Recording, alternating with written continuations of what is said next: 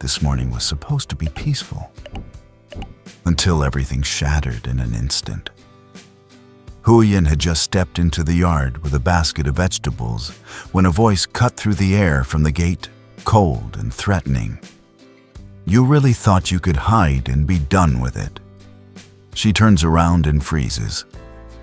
Standing there is her former mother-in-law, eyes scanning the garden, the chicken coop, like she's searching for a reason to start trouble. What makes it worse, she chose the exact moment when Ja is already at work. The house is vulnerable.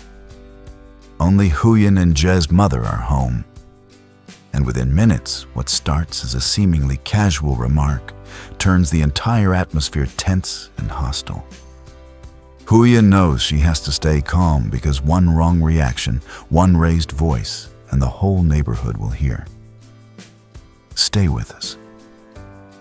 Because this time, Huyen isn't planning to stay silent, but she's also determined not to let things explode. The morning begins quietly wrapped in the kind of calm that feels rare and fragile. Huyen is out in the yard tidying up as the day slowly wakes. She sweeps fallen leaves into a neat pile, then bends down to pick a few bunches of tender greens, just enough to take to the market later and earn a little extra. It's routine work, familiar and grounding, the kind that keeps her moving without much thought. Jay has already left for work. The house feels lighter without the rush of footsteps settling into a slower rhythm. Inside, his mother is busy at the stove, coaxing the fire to life and scattering feed for the chickens. The soft clucking blends with the morning air, and for a brief moment, everything feels steady, safe even. Then the quiet breaks. A loud voice rings out from the gate, sharp, unmistakable, and chilling in its familiarity. Huyen freezes mid-motion. She doesn't need to look to know who it is. Her body reacts before her mind does, a tightness gripping her chest as she slowly turns around. Standing at the gate is her former mother-in-law, hands planted firmly on her hips, posture rigid and confrontational. Her eyes sweep across the yard and the vegetable beds, the chicken coop, the house itself, as if she still has the right to inspect every corner. As if this place still belongs to her. There's no greeting, no hesitation. She speaks immediately, her voice loud enough to carry. "So I hear you're living pretty comfortably now." She sneers. "Looks like someone new is taking real good care of you."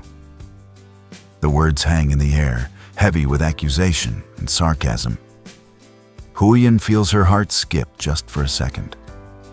The remark lands exactly where it's meant to, implying things, without saying them outright, inviting judgment, daring a reaction. She knows this tone. She's heard it before. It's designed to provoke, to unsettle, to draw attention. For a brief moment, she considers responding sharply. The urge is there to defend herself, to push back, to say that this isn't her place anymore, that she has no right to stand there and speak like this. But she doesn't. Huyen takes a slow breath and steadies herself. She reminds herself where she is, her own yard in the open with neighbors nearby.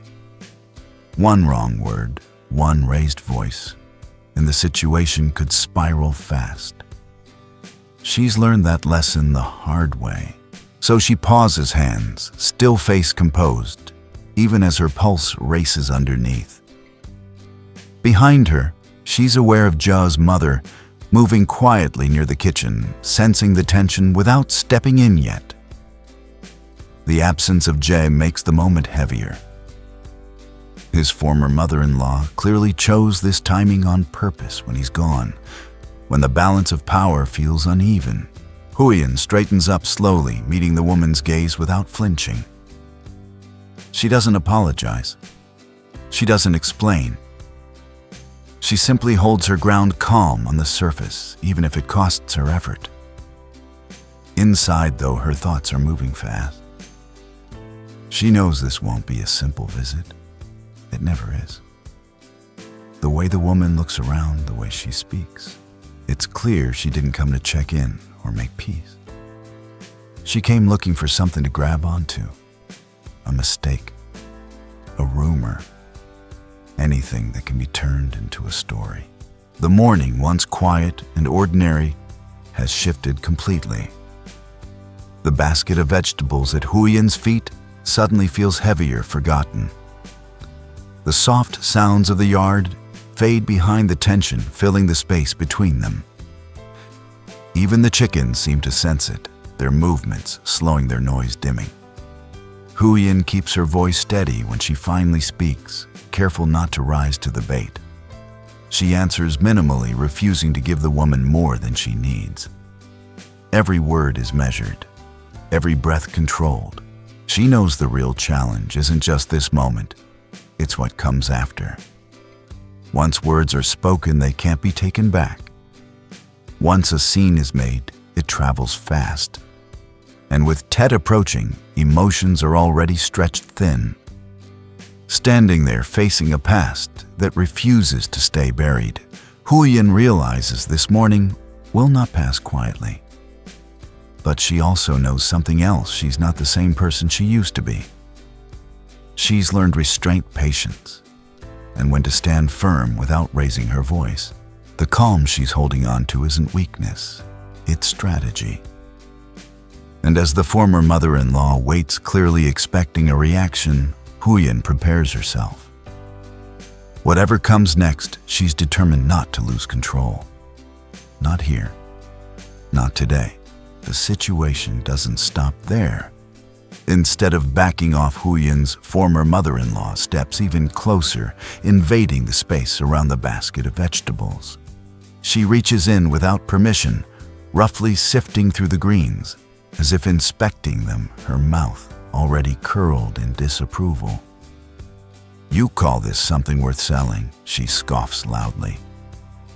"Don't think just because your life looks better now, all the old things are suddenly forgotten."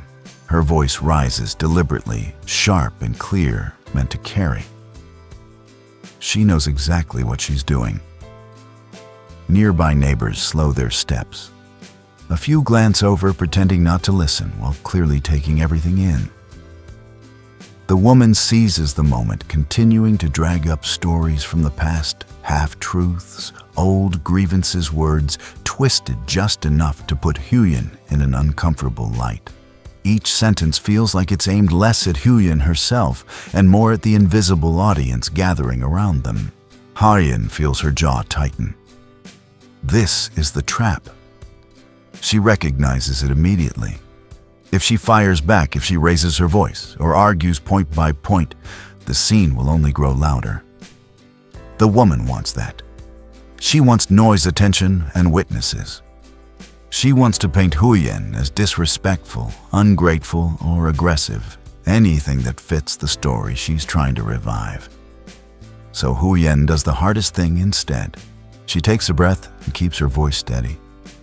Not cold, not defensive, just clear. "I don't want to argue," she says calmly. "If there's something to talk about, we can do it properly. Not here." Her words are simple but firm. She's drawing a line without shouting, refusing to play along. For a split second, it almost seems like the moment might de-escalate. But it doesn't. Rather than feeling shut down, her former mother-in-law takes Huyen's restraint as permission to push harder. She laughs harshly and turns her head slightly, angling her voice outward so others can hear. Then she redirects her attack, this time toward Jay. "And that man of yours," she snaps, dripping with contempt. "What kind of man brings more trouble home instead of peace?" The insult lands heavily, not just because of what it says, but because of where it's said. This is no longer just about Huyen. It's about dragging Zhe's name into the dirt when he isn't even there to speak for himself. Huyen feels a flash of anger surge up, hot and immediate. Her hands curl slightly at her sides. She wants to shut this down completely, to tell her to leave, to tell her she has no right to speak about Zhe, about this house, about anything here.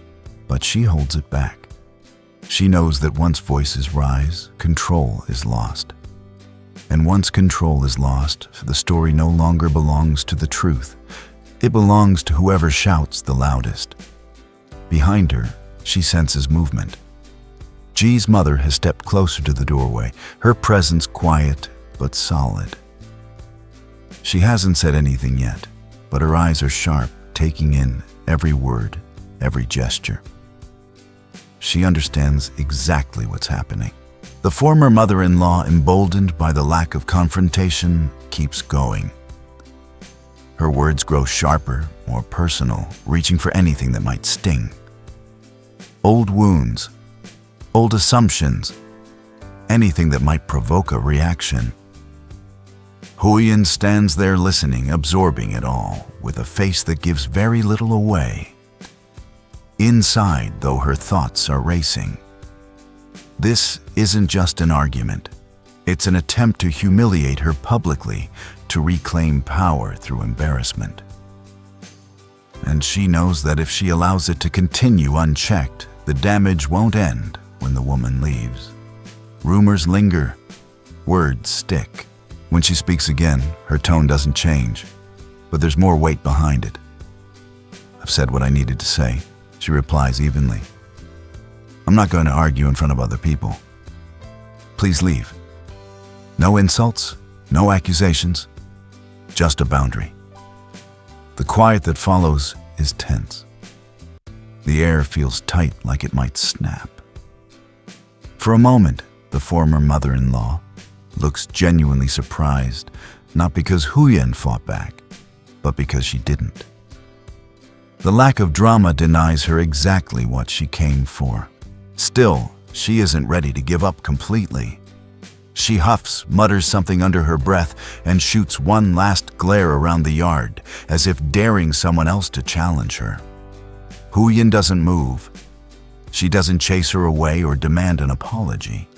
She simply stands her ground, eyes steady, posture calm.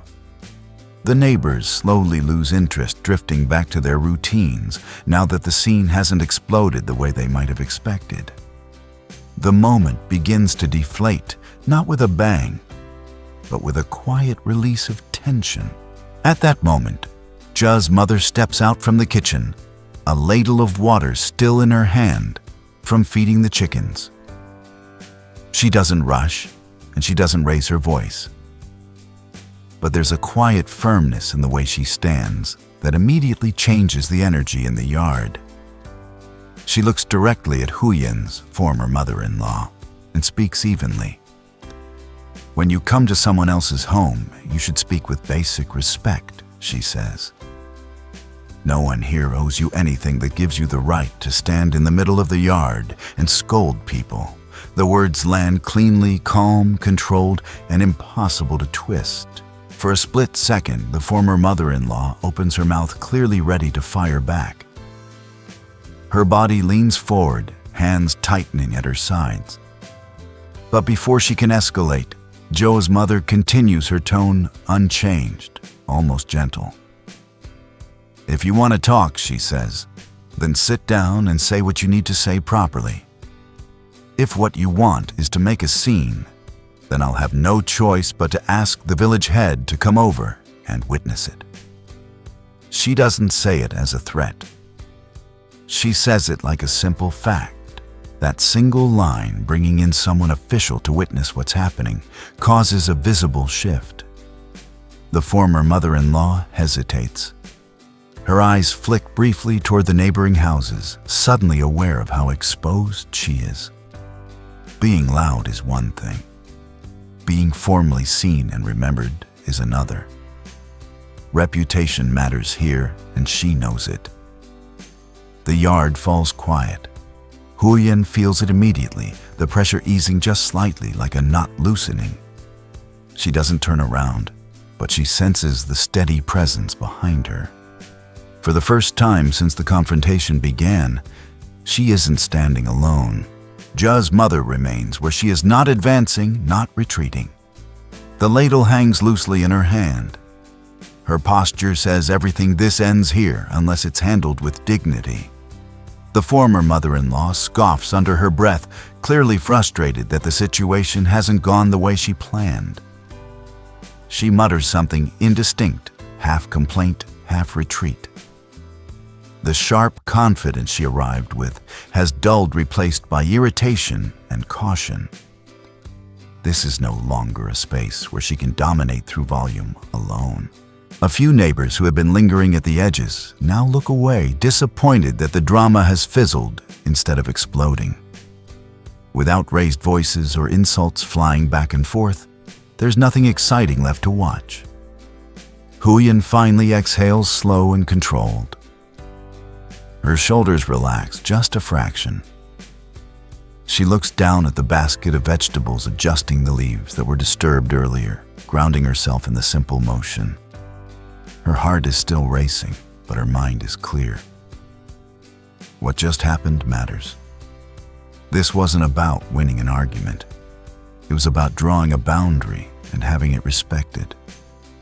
Je's mother glances briefly at Huyen, not to check for approval, but to silently reassure her. There's no lecture, no commentary. Just a shared understanding you don't have to fight loudly to be protected. The former mother-in-law lingers for another second, clearly debating whether to push once more. But the moment has passed. Any further outburst would now look unreasonable, witnessed, and indefensible. With a final sharp look, she turns away, her step stiff, as she heads back toward the gate, seeing that the situation is no longer easy to stir up. Huyen's former mother-in-law mutters a few last cutting remarks and turns to leave. Even as she does, she can't resist one final glance. Her eyes flick toward the chicken coop and the vegetable beds, as if she's still searching for another excuse, another opening. But there's nothing left to grab onto. The moment has passed. When the gate finally closes behind her, Huyen lets out a long breath she didn't realize she'd been holding. Her hands are still trembling slightly, the adrenaline slow to fade. But she doesn't cry. Not this time. Instead, she turns to Jay's mother, her voice low and unsteady, but sincere. "Thank you," she says softly. "I was just afraid I'd end up making things harder for you." Jay's mother shakes her head gently. Her answer is simple, grounded, and calm. "I'm not tired," she says. "When you have a home, you protect it. And you protect it with a cool head." The words stay with Huyen. They aren't dramatic or emotional, but they carry weight. This wasn't about defending pride or winning an argument. It was about setting limits quietly, firmly, and refusing to let chaos take over. Standing there in the yard with the morning tension finally draining away, Huyen feels something shift inside her. For the first time, she doesn't feel small in the face of the past. She feels steady. That afternoon, when Jay comes home from work and hears what happened, there's no shouting, no panic. The two of them sit down and talk it through carefully. They agree that what happened wasn't a one-time thing, it was a warning. Not a threat exactly, but a reminder that peace doesn't come from hoping people will behave better on their own. So they decide to make changes. Together, they fix the latch on the gate, making it stronger and more secure. They reinforce the fence around the vegetable beds, straightening posts and tightening wire. It's practical work, the kind that keeps hands busy and minds clear.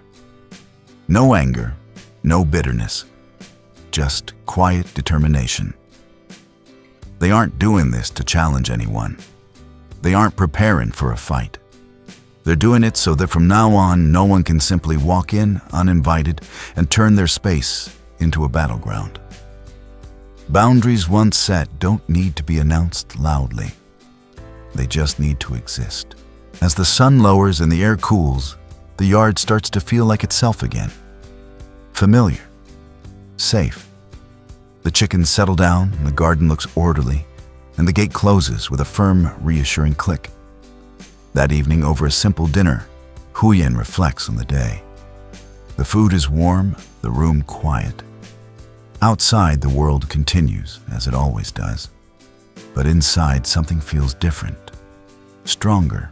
She realizes that peace isn't something that simply happens when other people decide to behave. It's something you build brick by brick, choice by choice. Sometimes that means staying calm when you're provoked. Sometimes it means speaking up without raising your voice.